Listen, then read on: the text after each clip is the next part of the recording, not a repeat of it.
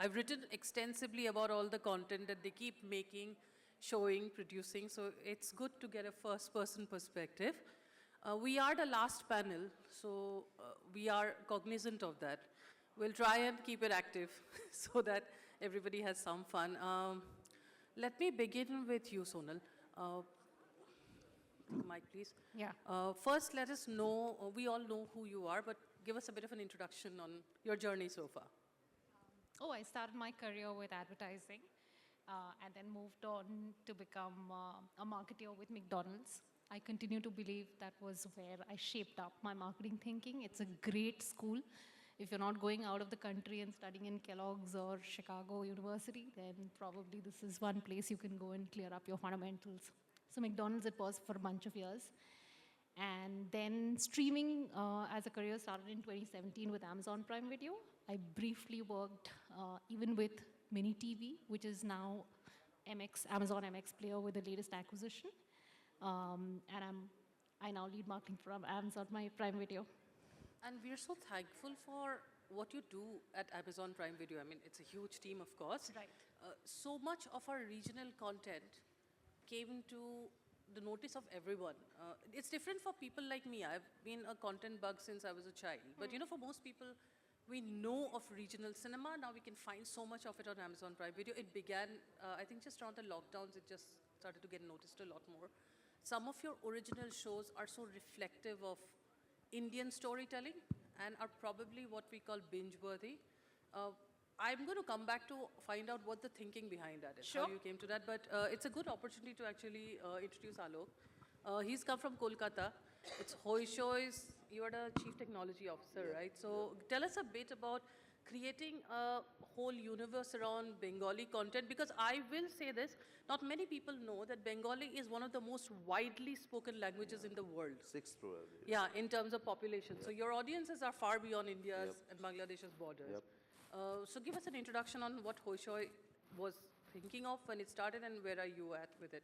So we need to go back, the way it started, right? So the parent company, SVF, is, we are making content since last 26 years, right? And SVF is into every aspects of entertainment, right? From film, TV, even we own multiplex theaters as well, right? So, and then this whole OTT, thing came, and we thought that this is the only way to reach your customers. Like if you see the other methods, you cannot, listen to your customers directly, right? Whether it's a theater or television and all, right? But OTT gives us as a content creator, it gives us that scope where you can actually, talk to your customers directly and understand, know that what they are actually looking for, right? And it's a different way of delivering content directly to your consumer without having any like a middle layer, right? Where you create content, you ask your people, you see what they want, what they're liking, what they're not liking, and then go back and start creating, content again, right? True. So how has it been so far? Because, for instance, we know that Bengali content has been, it originates with fairy tales, fables, novels. The literature is huge and it's rich, Right. Hoichoi has a mix of everything. I really get drawn to, the supernatural stories and all. Like, if I had 28 hours in a day, 4 hours would be for that. Right. Unfortunately, we don't have it. Right. Is there a strategy behind going local? Is there something very specifically that Hoichoi picks, or is it instinctive? No, I think, essentially depends on, how we want to, how we are trying to build our brand, right? What should be our brand persona? Hoichoi is always, positioned as a, everything in Bengali entertainment, right? So when we, go for a story and all, so we always think that whether this will, number one, this will connect to our brand, the way, like we want to portray our brand. And second is, whether it's actually meeting our, consumers, viewers, interests or not, right? And the challenge, that we have, because the literature works, as you said, literature works all the time, right? Yeah. And Bengali, has a vast collection of literatures, right? Yeah. In every genre, if you want to, even the sci-fis, right? So we have sci-fi is written 100 years back, right? So that helps us to come up with new stories. But obviously, the main idea is to, like serve the Bengalis, globally, right? When I say globally, because there are huge diaspora, Bengali diaspora resides in abroad, Yeah. right? And Bangladesh is one of the key market, right? But the challenge is, in spite of having the language same probably, but the cultures and interests and tastes are different, preferences are different. Yeah. So we make specifically, for, keeping that mind that whether this content is being made for, Bangla-speaking people are from different country or from India. Oh, but that's interesting. That's actually also interesting to hear from you, Saurav, because so Saurav is at Shamaru, right? Which has been doing very well in the Gujarati market. Another community which is across the world. I mean, it's got a massive diaspora footprint, a very strong sense of identity. And Gujarati theatre is something, when I was in Mumbai, we've all known how high quality and how well done it is. How are you using your content strategy? What is the approach? Also because Shimaru has one of the richest video libraries, right, of Hindi cinema. So how is it that you pitch your stuff to people?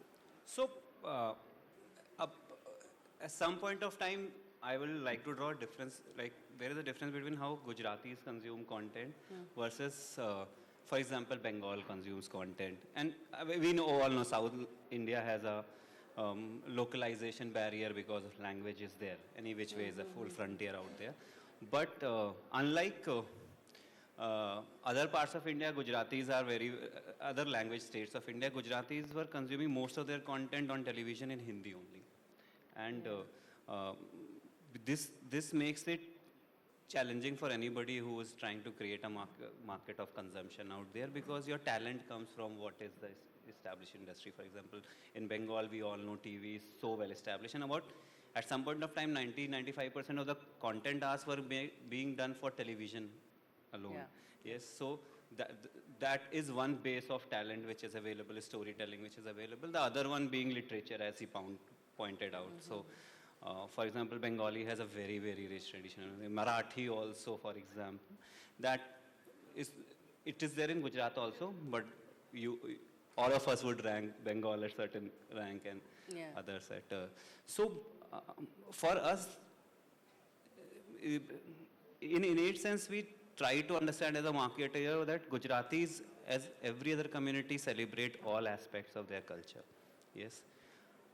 Only not language consumption to that extent. Like content in their own mother tongue in that context. And is there a space out there? And when we served consumer with the content and observed their behavior, our conviction at least is that with right storytelling and option, they are very open to it. That's why you see Gujarati content not only on Shimarumi, it's there on Amazon. You will find it on to certain extent on other platforms also. And brilliant movies have been made in last 7-8 years in Gujarati, and we see emerging talent coming up. We start with a challenge landscape in terms of original stories being there, talent being there, consumer entrenched habits being there. But we see on fundamental level there is similar scope of content consumption in the mother tongue. There are certain stories which will in mother tongue. The mother tongue is strike a chord which no other language can. Sure. So that actually, I'd like to hear from you. Your Prime Video did certain shows, like we had Bandish Bandits, then we have Aloke, which is the benchmark really. Which is launching at the stroke of midnight today. Tonight, yeah, I know. I mean, can't wait to get 528 hours in a day for it. But you have, and also, sorry, I'm just cutting it. You please feel free to ask each other questions. Okay, it's not a very formal panel. I wanted to know, how have you, one is, would it be accurate to say that stories that are rooted and slightly undiscovered by young audiences from India have a certain appeal? Like, for instance, the universe of Bandish Bandits. We all know classical music exists, but that world was not really out there in the mainstream. And it's so captivating to see how the two come together, at least in season 1. And Aloke, as we know, is about the class divide, essentially. Your platform also had shows like Call Me Bay, which is very Gen Z as it's called. Which part of this equation is working better for the platform, and how do you guys come to pick a story? Is that a factor at all? Interesting question. I think when we're picking a story, we typically ask ourselves, has it been said before? Is there a fresh dimension or a fresh, unique take here? And I don't think we're going in saying, let's program for young adult. Let me take my example, although it might be a bagged example. At this point, I'm watching Beast Games, Adhura, which is on a horror space, and a crime thriller. Now, it's the same audience actually has palette for diversity. So morning, you want to watch something else, and evening, you want maybe something more lean back after a hard day's work. It's hard to program for a particular demographic or a Gen Z like that. I think even with Bandish, one of the learnings we have is it's as widely consumed by 35 plus as young adults. So when we're selecting a story, I think what we're looking for is the creator's passion in telling that story.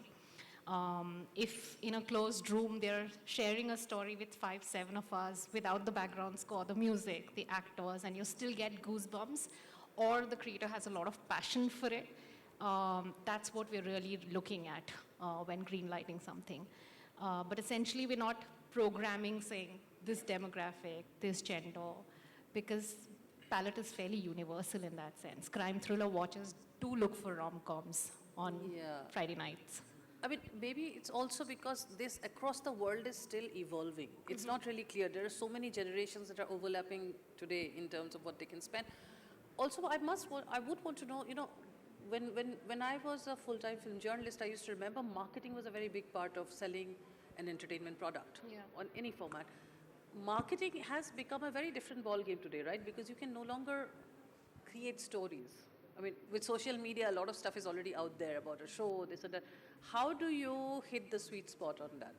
On marketing? Yeah, taking it to the audiences, because there's so much content, right, on every day.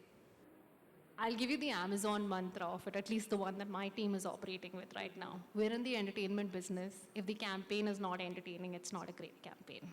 Okay. So with every campaign, what we're trying and to look for is something bold, interesting, and something disruptive. While the hygiene playbook is what it is, but it's not a fun campaign because you're in the business of entertainment. It needs to be super fun. The audience needs to be watching that piece of content on social or look up at a hoarding and feel the excitement. That's really the business of marketing a content. Yeah, that sounds more valid as well, given there's so much space. Is that a challenge that you also face, sort of like when you have, say, a great story, a great show that you put together, and there is just so much content that releases on a weekly basis today, right?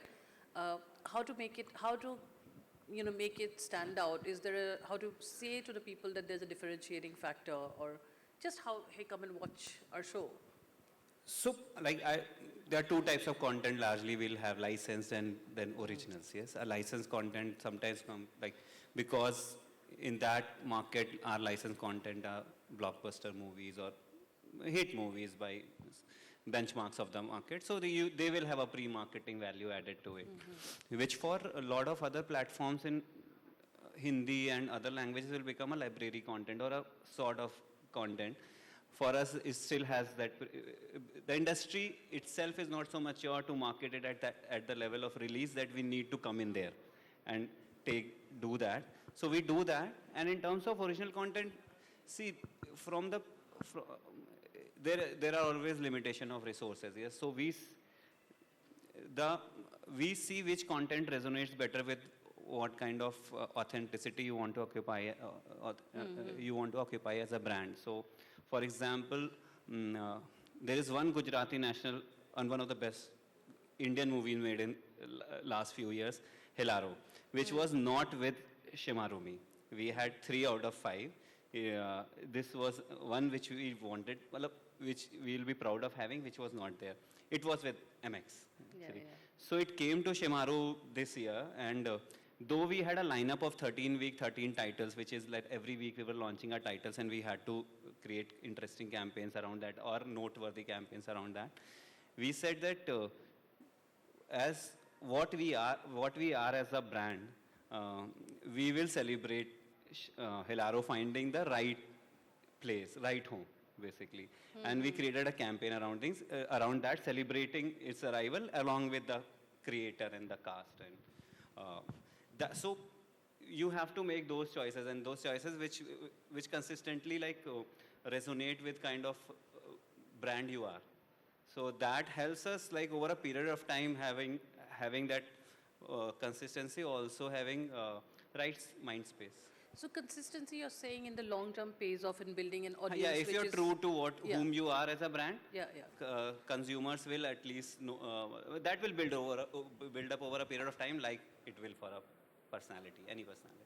Okay, so is that also like taking your content out to an audience which is primarily Bengali sounds already a little difficult, because not, I know prejudices, but it's one language, it's one people within our country which questions everything a lot, Yep.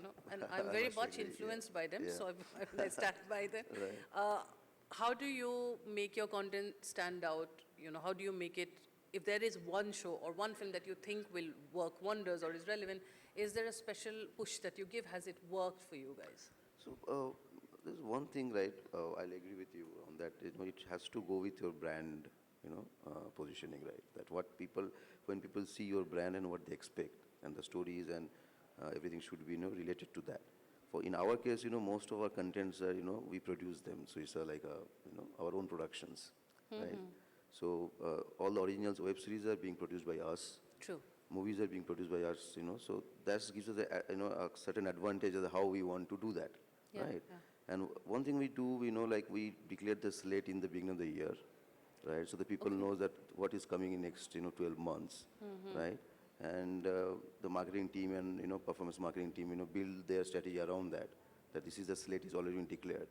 And it also helps, us to, convince people, like they have a sense of trust on us that, okay, they've already said that these 12 shows will come and they will deliver, right? And people wait for those, content or for those shows, right? So, but yeah, I mean, it's all about, like, if you talk about how we market it, it's more about, creating that excitement, Yeah, right? what I'm actually referring to is building loyalties, because, I'm an OTT consumer. Right. It's so easy to switch between Yep, platforms, so that challenge is, I think it's still being addressed, right? Yeah, I mean, see, as I said, like declaring all the slates, right, the entire slates, in very advance, that, okay, people know that, and it works for us because we are only subscription-based. We don't offer free or trial, right? Yeah. And we don't have a monthly subscription, right? We only have yearly, so that gives us, so we need to create that, confidence with, trust with the audience that they will pay for 1 year, right? And a couple of years back, we did a, experiment, and we actually sold 3 years plan. I don't know nobody has done that probably, right? That's good. Right, because we declared the whole slate, and people know that once the Hoichoi is saying that this content will come, they know that we'll deliver it. Yeah. Right. That's interesting. So being a, entirely subscription-based kind of a model is very important to let the audience know that whatever that promise that we have made, it will be kept. Okay, that's very interesting. I have one open question to all of you and that kind of probably collates the most to our topic, amplifying Indian stories or voices. We are a chunk of the world's population, right? But when it comes to our OTT content, and I'm only referring to originals here across all platforms, we're making so many, but not many, or actually not maybe not even one, actually resonates globally. Like, we don't have, not every platform has global reach either, but say Prime Video, you are watched everywhere, right? Yes. Our shows have not become trendy or have not become a destination for global audiences. Now, if we compare it to the Korean Revolution, is a different story altogether, but we do see the Japanese shows translate, right? Spanish shows translate. Stories from South America reach people. What happens to our content? Where do we go wrong? Is it because, this is just me as a journalist, writer, someone who aspires to good stories, a content creator. If I look at the writers list on Succession, or if I look at it on any such show, there are at least 15 to 20 names, which means a team is developing a character's graph and then it's coming together under the showrunner. Here we barely see 3 names. Obviously there are budget considerations, maybe even skill set limitations sometimes. I just want to have like a, you are industry insiders. Why is this happening and what is the gap that we need to fill? I can take this. Yeah, sure. I can kick it off. Yeah. Look, I think success, like in personal life, is how we define it, right? One way is to say our stories are not transcending borders, but another way to look at it is, thanks to localization, 25% of the viewership for Indian originals actually sits outside of India for Prime Video. Okay. That's interesting. Call Me Bay, if I remember, was trending across almost 50 odd countries and has been watched by almost 187 countries. Okay. It's sizable without going into the absolute viewership of this international audience. Citadel Honey Bunny, also because it's part of an overall franchisee that has an Italian leg and the Priyanka Chopra US version. Citadel on its launch weekend was the most watched Amazon Prime Video show globally. Okay, trending across US, UK, bunch of other countries, like sizable, about I think 120 plus countries. It was trending top 10. I think it depends on what you define as success. So I would think a lot of work is happening with respect to these shows being viewed globally, or that they find their audience in countries outside of India. And the reverse is also true. There's a lot of like Maxton Hall is from Germany. It's a Prime original that's doing it has sizable audience base in India. Kalpa Tuya, Kalpa Mia from Spain has a sizable. Yeah. And I'm particularly thinking of originals which have not been sort of developed in US or UK. And I feel like it's going to come down to how you want to define success, so to say. But in terms of data, I think we're seeing significant viewership come in both ways. Like we're seeing storytelling cross these borders. So in the long horizon, would Prime Video keep nurturing, maybe adding more value to the Indian storytelling efforts? I mean, of course, some of them have done very well. They Yes. are benchmarks. So do we see more such content coming up? Look, there's privilege in the fact that we are able to get filmmaker stories to be seen in 240 plus countries and territories, right? And therefore, when we're developing a story, we're thinking local first. We're saying how will it find sizable viewership and success within the market where we are commissioning it. But there is no denying that it'll be streamed across many countries. It'll find its audience. And we're able to bring that into Indian storytelling for the creators. And I feel like that's a privilege we're able to provide to the finest creators of this country. Okay. And you are hoping that this will lead to more such collaborations? Many more.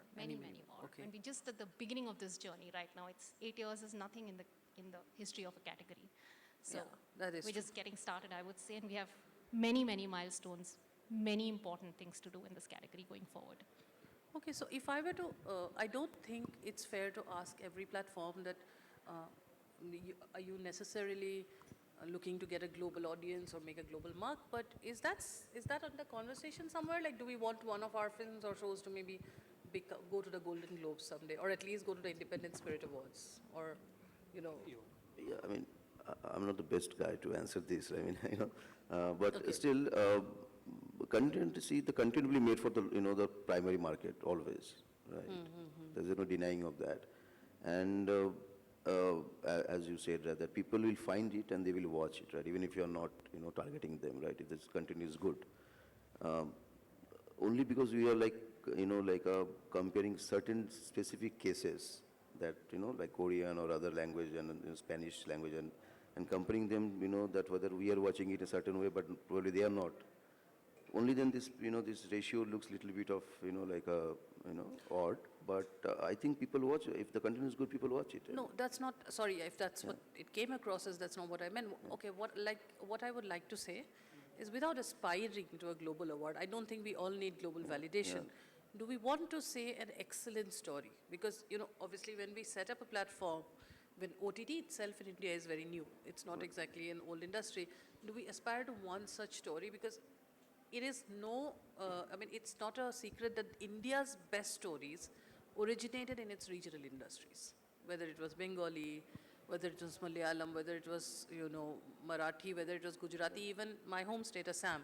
Whatever little it made, some of those stories were truly standalone, and I don't mean now. So is that ever in the conversation when you discuss or when content is being chosen or aimed for?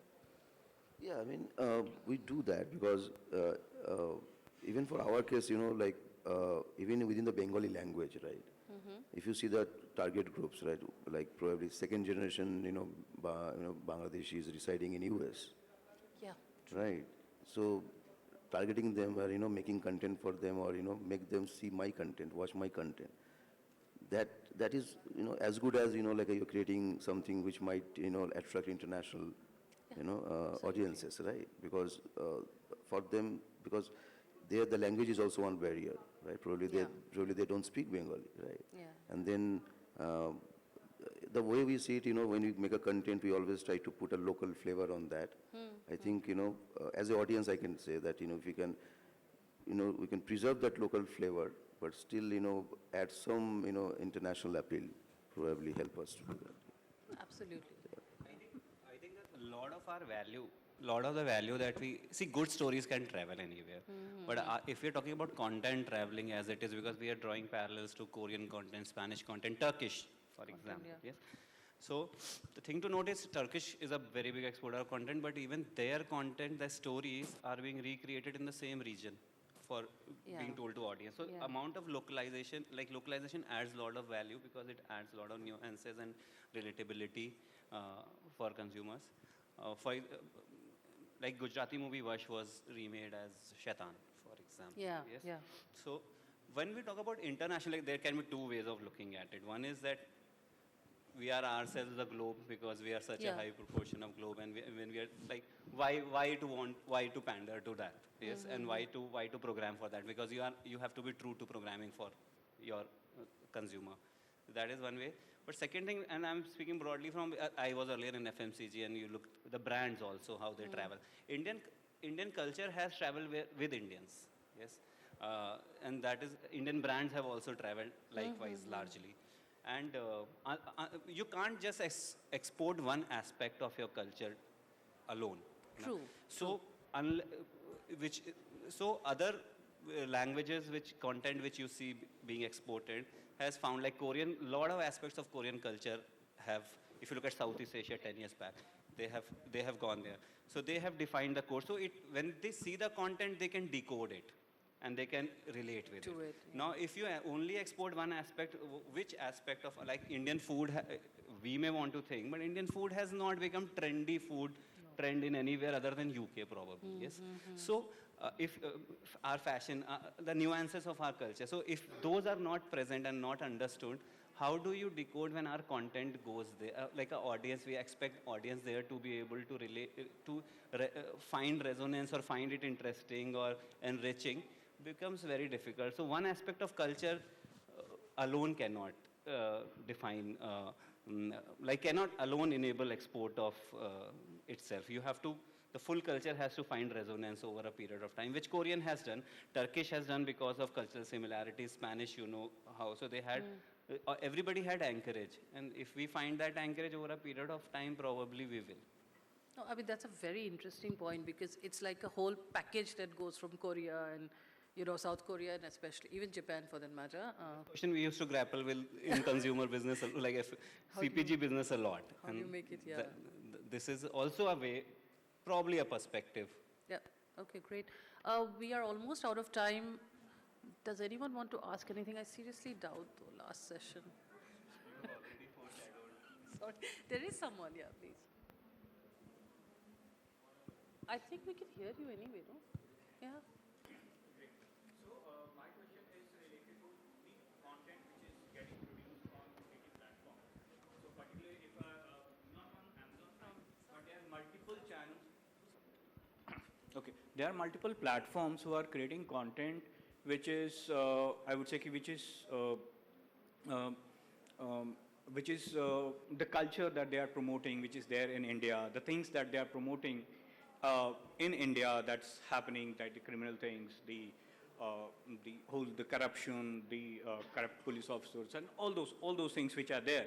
But when I compare that with the other countries like for US, Canada, and all those channels, so here what we are seeing is like most of the OTT content which is positioned, it is positioning India in a slightly in a wronger side, wherein India is not a safe place, not a good place, and all those stuff that I'm seeing right now. It has escalated in last couple of years, like Z and all those. They have created that kind of things. So now, as a OTT platforms, so what do you guys think is? I don't know.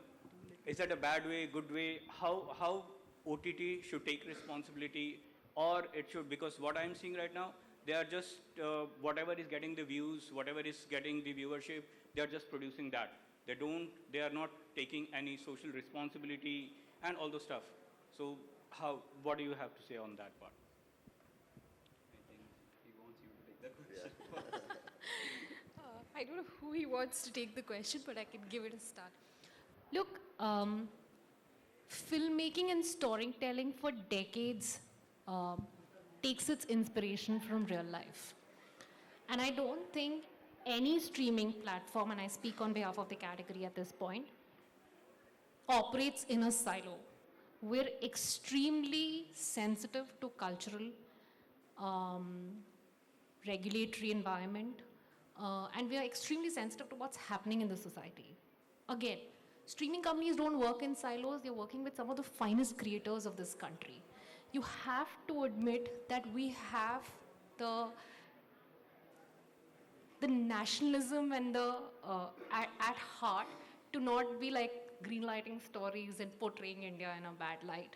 And again, I'm speaking on behalf of the category.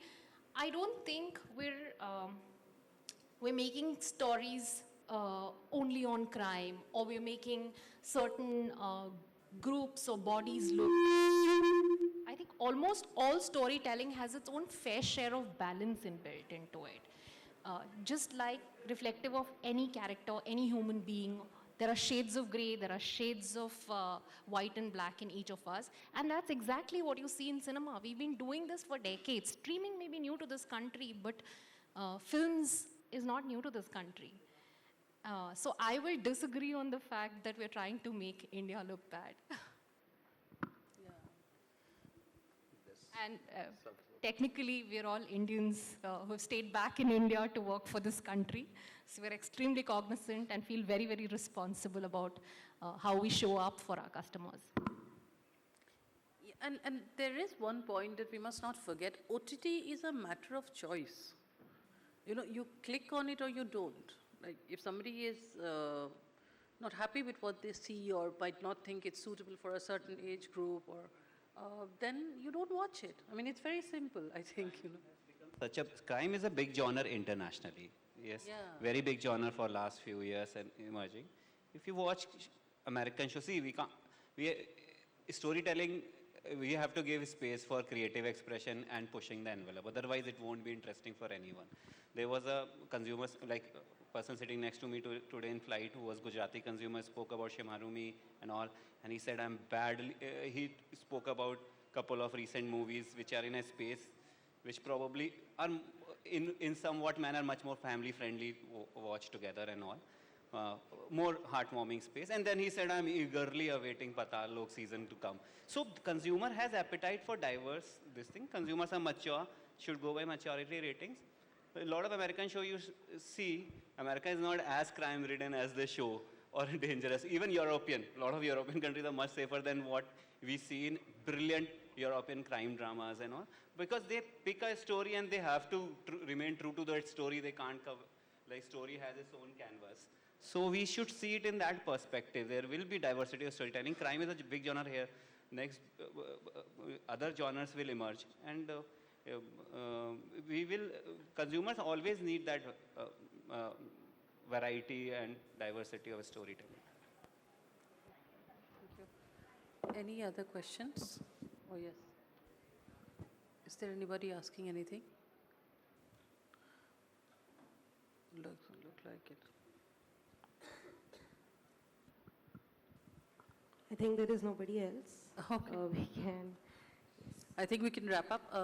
Well, thank you so much. I mean, it's obviously a trip to be made, and it was really nice to talk to you all face to face and have this discussion.